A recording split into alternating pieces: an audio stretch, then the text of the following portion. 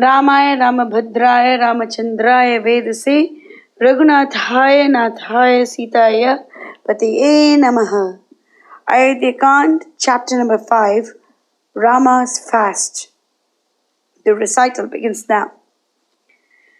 Dasaratha next sought Saint Vasistha and said to him with a bow, "May it please your reverence to go to Rama and see that he and his wife observe the fasts and vows that might ensure him wealth, health, and a happy reign."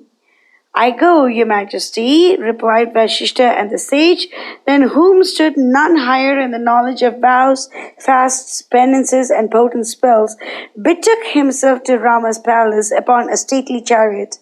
His priestly car he drove through 3 vast blocks of the mansion, even as dazzling lightning flashes through pale clouds. Rama heard him coming and approached him in all reverent haste. He lent his arm to aid Vasistha to descend from his chariot, touched his holy feet with his head. "Rama, you have found high favor in your father's eyes, and in consequence, he intends to place you over this realm tomorrow, even as Nahusha installed Yayati, his son. Hence, it behooves you and your wife to spend the night in fast and meditation." He next ordained the fast and prayer by rule and text, and took leave of the prince with courteous honors gratified. Rama remained yet a while in sweet converse with his friends, who ever had a pleasant word for him. Then he bade them goodbye and retired to his apartments. He found them gay and bright with men and maids happily busy with the preparation for the tomorrow, even as some beautiful lotus lake, studded with flowers that open their hearts to the rays of the rising sun, while gem-like birds of varied plume light above them with unsteady gait, maddened with frequent draughts of honey. Meanwhile, Vasistha rode out of Rama's palace through the royal streets, teeming with happy crowds and busy converse.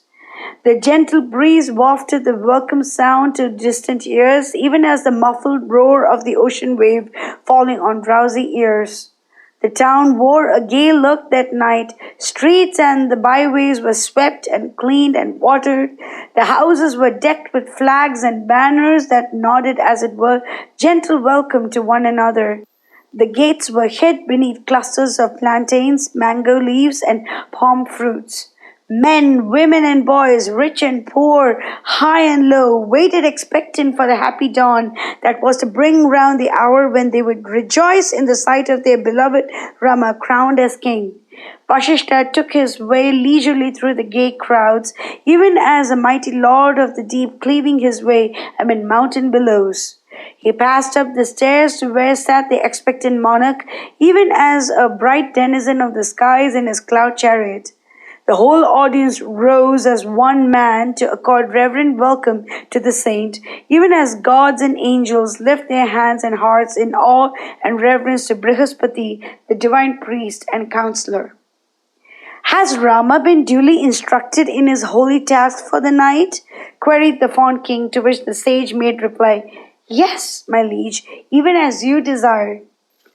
The king craved permission of his chaplain to retire for the night. He dismissed his audience and sought the privacy of his apartment, even as the monarch of the forest seeks his rocky lair.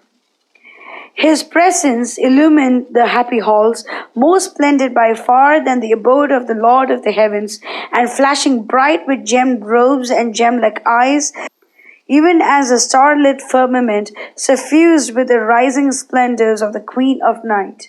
Mangalam Koshalendraya Mahaniya Gunapte Chakravarti Dhanurja Sarvabhaumaya Mangalam.